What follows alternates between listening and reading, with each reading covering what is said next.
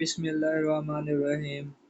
You are welcome to Dr. CS Academy, and my name is Muhammad Anik Nazar, and I am doctor by profession. आज के lecture के अंदर हम criminology को discuss करेंगे। Criminology basically एक new subject है। इसके चार सेक्शन हैं। चार सेक्शंस हैं और हर सेक्शन में एक एक क्वेश्चन आता है पेपर के अंदर। और आप दो दो क्वेश्चन आते हैं, सॉरी। और एक एक क्वेश्चन आपको सॉल्व करना होता है। मीन कि आपको एक ही कंसेशन होती है और एक आपने सॉल्व करना होता है। तो ये क्रिमिनोलॉजी के पेपर का सीन है। तो इसको आप आज के लेक्चर में हम ये डिस्कस करेंगे कि क्रिमिनोलॉजी का सिलेबस क्या है और इसको कवर कैसे करना है। मैं आज के लेक्चर के अंदर इसका आपको गो थ्रू करवाऊंगा शॉर्टली, और इसके बाद फिर आपको डिटेल में लेक्चर्स इसके इस चैनल के ऊपर आपको अपलोड किए जाएंगे आपके लिए। आप मज़ीद वीडियोस के लिए मेरे चैनल को सब्सक्राइब करें, सो आपको इसकी वीडियोस जल्द से जल्द मिल सकें। शुक्रिया। चलें हम स्टार्ट करते हैं क्रिमिनोलॉजी के सिलेबस को। तो पहला सेक्शन है। पहले सेक्शन के अंदर सबसे पहले इंट्रोडक्शन। इंट्रोडक्शन किस चीज़ का है? क्राइम, क्रिमिनलिटी और क्रिमिनल का। क्राइम कहते हैं जुर्म को, जो भी चीज़ जो लॉ को वायलेट कर दे उसको क्राइम कहते हैं, और जो वायलेट करता है उसको क्रिमिनल कहते हैं। और क्रिमिनलिटी इसी से रिलेटेड है। क्रिमिनोलॉजी होती है जो स्टडी करती है इन सब क्राइम्स को, क्रिमिनल्स को और क्रिमिनलिटी को, उसको क्रिमिनोलॉजी कहते हैं। सेकंड जो स्टेप है वो है अंडरस्टैंडिंग क्रिमिनोलॉजी। क्रिमिनोलॉजी को स्टडी करना, यानी कि इसका मीनिंग क्या है, स्कोप क्या है। एक न्यू सब्जेक्ट है और पाकिस्तान के अंदर ये अभी ट्रेंड चल रहा है कि इसको एमएस लेवल पे, पीएचडी लेवल पे इस सब्जेक्ट को लेके जा रहे हैं। पहले ये सब्जेक्ट नहीं होता था। अब पंजाब यूनिवर्सिटी के अंदर और कुछ यूनिवर्सिटीज़ के अंदर इसको स्टार्ट किया है। तो सेकंड इसका क्रिमिनोलॉजी क्या होती है, वही कि the study of crimes and criminals is called criminology. And criminal law क्या होता है? The law which deal with the crimes is called criminal law. And crime is social problem. Crime एक सोशल प्रॉब्लम है, क्योंकि अब देखते हैं कि जराइम जो होते हैं ये माशरे के अंदर मसाइल पैदा करते हैं, बहुत सारे मसाइल पैदा करते हैं। और एक जैसा कि आप मिसाल ले सकते हैं कि चाइल्ड लेबर की है। चाइल्ड लेबर एक बच्चों से काम लेते हैं, जो लोग जो पेशा वराना लोग होते हैं और वो बच्चों से काम लेते हैं, तो उनका वो ये माशरे में एक तनाव पैदा कर देते हैं, जिसकी वजह से लोग अपने बच्चों की केयर करते हैं। लोग अपने बच्चों को हिफाजत करते हैं ताकि कोई उनको अगवा ना कर ले और उनको इस काम पे ना लगा दे। इसी तरह बहुत सारे और भी मतलब मसाइल्स हैं, जैसे साइबर क्राइम हो गया। साइबर क्राइम के अंदर नेट से आप किसी का भी डाटा उठा सकते हैं। तो ये इस तरह इसकी से हैकिंग से बचने के लिए भी बहुत सारे लोग, बहुत सी नई नई जदीद चीज़ें आ रही हैं। तो इस तरह ये सोशल प्रॉब्लम है। क्राइम एंड सोशल ऑर्गेनाइजेशन और रिलेटेड कॉन्सेप्ट्स, डेविएंस, सिंस। और सिंस यही होते हैं कि भी जो लॉ से हट जाते हैं और वो इस्लाम के अंदर भी गलत हों, और क्रिमिनल रिकॉर्ड के अंदर, लॉ के अंदर भी वो डेविएट कर जाएं, तो उनको सिंस कहते हैं। तो कुछ चीज़ें होती हैं वो सीन्स होती हैं, क्राइम्स नहीं होती हैं। और कुछ होती हैं वो जो क्राइम होती हैं वो सीन्स भी। बल्कि क्राइम्स जो होते हैं वो सीन्स ज़रूर होते हैं, लेकिन all the scenes are not crime. तो जैसे झूठ बोलना गुनाह है, तो ये क्राइम नहीं है। इसी तरह मतलब और बहुत सी मिसालें हैं। फिर है ऑर्गेनाइज्ड क्राइम और कारपोरेट क्राइम। कारपोरेट क्राइम जिस वो होता है जिसके अंदर किसी को मार दिया जाए।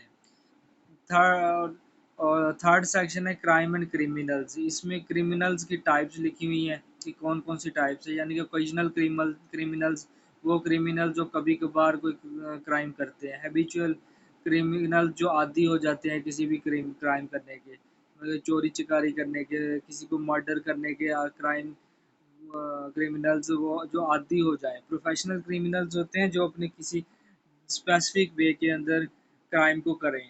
इनके उनके स्पेसिफिक वेज हों और उनकी स्पेसिफिक आदतें हों और स्पेसिफिक उनके इंस्ट्रूमेंट्स हो जिनके थ्रू वो क्राइम करते हैं, तो उनको प्रोफेशनल क्राइम कहते हैं, क्योंकि वो एक वे जो वे होता है उसको फॉलो करते हैं और उस वे को कॉन्टीन्यूसली हर क्राइम के अंदर फॉलो करते हैं, तो उनको प्रोफेशनल क्राइम कहते हैं। वाइट कॉलर क्राइम वो होते हैं जो एक एलीट क्लास के लोग होते हैं, लेकिन वो बैंक करप्सी करते हैं, मनी लॉन्ड्रिंग करते हैं, या फिर इसी से रिलेटेड बहुत सारे ऐसे क्राइम जो एलीट क्लास के रिलेटेड होते हैं, उनको वाइट कॉलर क्राइम कहते हैं। ऑर्गेनाइज्ड क्राइम होता है जिसको क्राइम करने के लिए वेल डिफाइंड वे के अंदर किया जाए, मीन के पहले ऑर्गेनाइज किया जाए कि भी ये क्राइम करना है, फिर उसको प्लान किया जाए, प्लान के बाद उसको दाएं अमल में लाया जाए।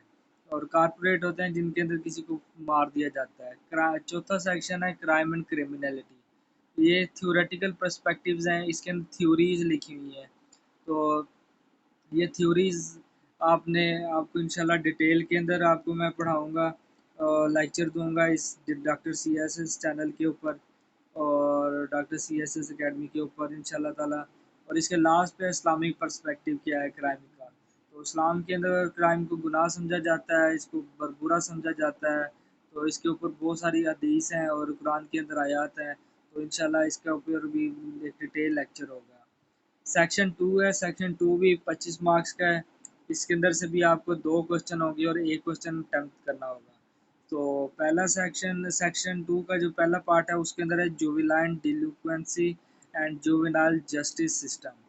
तो ये जो है ये चाइल्ड से रिलेटेड है, मीन के एक एज होती है 7 to 12 और इससे भी ज़्यादा कुछ साल, जिसके अंदर जो एज के अंदर ये अडल्ट नहीं होता बच्चा, या तो और वो इमेच्योर होता है, उसको समझ नहीं होती कि लॉ क्या है और इसे इसको कैसे फॉलो करना है, और इसी तरह इससे बहुत सारी रिलेटेड टर्म्स का उसको पता नहीं होता, तो उसको इमेच्योर कहते हैं।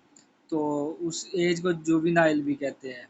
तो जुवेनाइल से एज के अंदर किसी को सज़ा नहीं होती, तो उनकी मोटिवेशनल स्पीकर्स या उनको कह लें कि आप उनकी इस्लाह होती है, तो उनको उनकी उनके लिए पुलिस का रोल अलग है, उनके लिए कोर्ट का अलग रोल है, उनके लिए प्रोबेशन का रोल अलग है। तो उनके लिए जेलें नहीं होती, उनके लिए एक अलग हाउसेस होते हैं, होम्स होते हैं या प्लेसेस होती हैं जिधर उनको रखा जाता है। उनकी डे बाय डे उनकी इस्लाह की जाती है कि वो अपने जुर्म को छोड़ दें, ताकि वो मतलब उनकी अगर वो नहीं छोड़ते फिर उनको मतलब और पॉलिसीज़ होती हैं, लेकिन वो मोस्टली छोड़ जाते हैं, उनकी इस्लाह की जाती है, माइंड चेंज किया जाता है, तो वो अपनी आदतें छोड़ के एक बिहेवियर को छोड़ के एक अच्छे वे के अंदर अपनी सोसाइटी का हिस्सा बनते हैं। तो ये जो सारा सिस्टम होता है, ये जुवेनाइल जस्टिस सिस्टम होता है, इसके अंदर पुलिस और और कोर्ट वगैरह सारे अपना अपना रोल प्ले करते हैं, ताकि जो जुवेनाइल यानी कि जो बच्चा है या किड है वो अपनी आदतें छोड़ दे। आपको इसकी मिसाल आमिर जो क्रिकेटर था पाकिस्तान का उससे ली जा सकती है, क्योंकि जब उसके ऊपर स्पॉट फिक्सिंग का केस हुआ था तो उसने उसको उसको सिर्फ इसलिए छोड़ दिया गया और उसको मतलब सज़ा कम हुई कि वो अभी 18 से नीचे है। तो उसको फिर उसके लिए अलग रूल बनाए गए, उसको जेल में नहीं भेजा गया, उसको अलग रूल बनाए गए, उसको अलग हाउस होम प्लेस पे रखा गया, जहाँ पे उनके लिए पुलिस भी अलग थी और उनकी सज़ा का दौरानिया भी कम किया गया और उनके लिए कोर्ट भी अलग थी। तो ये जुवेनाइल जस्टिस सिस्टम होता है। तो फिर क्रिमिनल जस्टिस सिस्टम होता है, ये जब 18 से अबव हो जाते हैं या इमेच्योर एज से अबव हो जाते हैं, जब वो चीज़ों को समझने लग जाते हैं कि वो हर टर्म को समझते हैं, तो वो एज जो होती है उसके लिए उसका अलग तरह का जस्टिस सिस्टम है, उसको क्रिमिनल जस्टिस सिस्टम कहते हैं। यानी कि अगर कोई कुछ चोरी करता है तो उसके लिए सज़ा अलग होगी, कोई कत्ल करता है उसके लिए सज़ा अलग होगी, अगर कोई किसी का बाल हड़पता है तो उसके लिए सज़ा अलग होगी। इसमें पुलिस का रोल भी अलग होता है और इसके लिए प्रोबेशन ऑफिसर का अलग रोल होता है, पेरोल इसके लिए अलग है, और इसके लिए जेलें बनी होती हैं जिनके अंदर जेलों के अंदर उन मुलाजमीन सॉरी कह दिया उनको उन मुजरिम जराइम पेशा अफराद को रखा जाता है। सो वो तो उनको सज़ा मिलती है, तो प्रॉपर सज़ा मिलती है और उनके लिए सारा कुछ अलग सिस्टम होता है। तो ये था सेक्शन 2 और सेक्शन 3 है। सेक्शन 3 रिलेटेड है इन्वेस्टिगेशन के, कि हम क्रिमिनल इन्वेस्टिगेशन कैसे करते हैं, कि उनके लिए कौन सी अदारे हैं जो इन्वेस्टिगेशन के लिए रोल प्ले करते हैं, हम किस किस तरह करते हैं। फोरेंसिक इन्वेस्टिगेशन क्या होती है? फोरेंसिक इन्वेस्टिगेशन होती है जिसके अंदर हम किसी कत्ल के केस के को डील करते हैं। इलेक्ट्रॉनिक इन्वेस्टिगेशन जिसके अंदर हम इलेक्ट्रॉनिक एप्लियंसेस यूज़ करें। डेटाबेस इन्वेस्टिगेशन जिसके अंदर हम सर्वेज करें इन्वेस्टिगेशन करने के लिए। इंटेलिजेंस ऑपरेशंस होते हैं जो एजेंसियों के होते हैं। और प्रिलिमिनरी इन्वेस्टिगेशन वो इन्वेस्टिगेशन होती है जिसके अंदर हम सबसे पहले केस कोई भी क्रिमिनल क्राइम होने के बाद सबसे पहले जो स्टार्टिंग इन्वेस्टिगेशन करते हैं उनको प्रिलिमिनरी इन्वेस्टिगेशन कहते हैं। और टेक्निक्स ऑफ इन्वेस्टिगेशन है कि गैदरिंग इंफॉर्मेशन फ्रॉम पर्सन्स हम कैसे लेते हैं, हम इंटरव्यू कैसे लेते हैं, इंटेरोगेट टेक्निक्स कैसे करते हैं, इस तरह हम सर्वेज कैसे करते हैं, हम क्वेश्चनेयर कैसे बनाते हैं, हम इन्वेस्टिगेशन एनालिसिस कैसे करते हैं, ये सारी टेक्निक्स आ जाती हैं। फिर legal and ethical guideline for investigators. Stop and freeze operation होता है एक, जिसके थ्रू हम इन्वेस्टिगेट करते हैं। अरेस्ट प्रोसीजर होता है कि हम किसी के ऊपर इल्ज़ाम लगा है या किसी के ऊपर शक है तो उसको हम पकड़ के उसको इंटेरोगेट करते हैं। तो ये उस वो प्रोसीजर हो गया। सर्च एंड सीजर भी यही है कि हम सर्च आउट करते हैं कि किसने जुर्म किया है। तो जिसको शक होता है उसको पकड़ लेते हैं, फिर उसके ऊपर उसके उसको पकड़ कर उसके ऊपर सर्वे करते हैं और उसकी तलाशी वगैरह लेते हैं उसके घर की या उस आदमी की, और उसके बाद उससे क्वेश्चनिंग करते हैं। फिर नीचे ये policing criminal justice monitoring organisations के नाम दिए हुए हैं जो पूरी दुनिया के अंदर किसी न किसी मुल्क के अंदर या बहुत सारे मुल्कों के अंदर पाई जाती हैं। यूनाफेल और इंटरपोल, यूरोपोल यूरोप के अंदर, और यूनोडाक, यूनिसेफ, आईपीए, ये चंद ऑर्गेनाइजेशंस हैं। ये इंशाल्लाह डिटेल के अंदर आपको लेक्चर दूंगा इनके ऊपर। तो ये ऑर्गेनाइजेशंस पुलिस से रिलेटेड हैं और ये इन्वेस्टिगेट करती हैं, इन्वेस्टिगेशन से रिलेटेड हैं। तो सेक्शन 4 जो है, सेक्शन 4 इसका डिटेल के अंदर है। अगर हम देखें पहले सेक्शन के अंदर तो पहला सेक्शन भी इजी है और इसके अंदर इतना डिटेल डिटेल के अंदर नहीं, लेक्चर डिटेल के अंदर टॉपिक्स नहीं है और इजीली कवरेबल है। सेकंड सेक्शन जो है वो जुवेनाइल के रिलेटेड है और क्रिमिनल जस्टिस सिस्टम के रिलेटेड है, तो ये भी इतना डिटेल के अंदर नहीं है, इसको भी इजीली कवर किया जा सकता है। और थर्ड इन्वेस्टिगेशन के रिलेटेड है तो ये भी इजीली कवर किया जा सकता है। लेकिन जो फोर्थ सेक्शन है ये आपका करंट अफेयर, पाकिस्तान अफेयर के साथ और पॉलिटिकल साइंस के साथ और इंडो पाक हिस्ट्री के साथ का रिलेट करता है, तो उनको कवर करता है कुछ टॉपिक्स के अंदर। तो ये आपका ज़्यादा लेंथी सेक्शन भी है और इसके अलावा आपका ये बाकी सब्जेक्ट्स के साथ भी रिलेट करता है, तो इसको ज़्यादा ध्यान के साथ ज़्यादा टाइम देना पड़ेगा। तो ये भी इंशाल्लाह कवर करेंगे हम। तो सबसे पहला टॉपिक है कि टेररिज्म क्या है। टेररिज्म यही है कि दहशतगर्दी क्या होती है, और वार ऑन टेरर भी टॉपिक है, ये पाकिस्तान अफेयर के अंदर आपको मिलेगा। तो ये इंशाल्लाह सारे टॉपिक हम कवर करेंगे।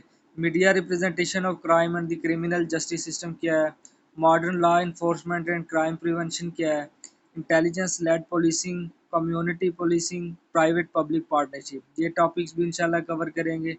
Gender and crime in urban and rural Pakistan. Gender से मुराद होता है कि वुमेन हो सकती है, मेल हो सकता है, चाइल्ड हो सकता है। ये क्राइम देहातों के अंदर और शहरों के अंदर किस तरह हो रहे हैं और इनका लाहे अमल क्या है और इनको कैसे रोका जा सकता है, इनकी रोकथाम कैसे है, तो ये भी डिस्कस करेंगे। Crime and urbanisation, organise crime क्या है और वाइट कॉलर क्राइम्स क्या है। ऑर्गेनाइज क्राइम वही के जिनको एक प्रॉपर वे के अंदर किसी प्लान किया जाता है, फिर उनको ऑर्गेनाइज किया जाता है, फिर उनको लाहे अमल में लाया जाता है। और वाइट कॉलर क्राइम वही के जो आपकी पाकिस्तान की एलीट क्लास की कम्युनिटी कर रही है, मीन के मनी लॉन्ड्रिंग केस हो गए हैं जैसे नवाज शरीफ, शहबाज शरीफ और जरदारी के केसेस हैं। तो उसके अलावा और बहुत से लोगों के हैं। तो ये केसेस और बैंक्रप्सी केसेस और इस तरह रिलेटेड केसेस जो होते हैं जो एलीट क्लास की कम्युनिटी करती है, जिनके पास फाइनेंशियल ऐड होती है, लेकिन फिर भी वो इसको फाइनेंशियल ज़्यादा करने के लिए करती है। तो ये केसेस हो गए। फिर human right abuses and protection specially children, womens and minorities and the role of civil society and NGO. इसमें एनजीओज का बेसिकली रोल है कि भी चाइल्ड प्रोटेक्शन के अंदर कैसे है, वुमेन प्रोटेक्शन के अंदर कैसे है, और मिनॉरिटीज़ के अंदर कैसे है, और इनके सद्भाव क्या है, और इनके अंदर कैसे ये अब्यूज़ हो रही हैं। तो ये सारा कुछ इस टॉपिक के अंदर कवर होगा। मनी लॉन्ड्रिंग केस, वही जो अभी पहले डिस्कस कर रहे थे कि मनी लॉन्ड्रिंग के केस जिसके अंदर नवाज शरीफ शहबाज शरीफ फंसे हुए थे, पनामा का केस, और इसी तरह से रिलेटेड केसेस, ये इंशाल्लाह टॉपिक भी कवर करेंगे। साइबर क्राइम होता है कि जो इंटरनेट के ज़रिए क्राइमिंग की जाती है, यानी कि किसी का डाटा हैक कर लिया, किसी की आईडी हैक कर ली, तो इससे रिलेटेड जो भी क्राइम होते हैं नेट इंटरनेट से रिलेटेड, उनको साइबर क्राइम कहते हैं। उनके लिए साइबर क्राइम लॉ बनाता है जो इनको डील करता है। फिर रोल ऑफ नैब है। नैब होता है कि भी जो एंटी करप्शन पॉलिसीज़ को डील करता है, नेशनल एंटी इन्वेस्टिगेशन ब्यूरो। और फिर एफआईए है, ये भी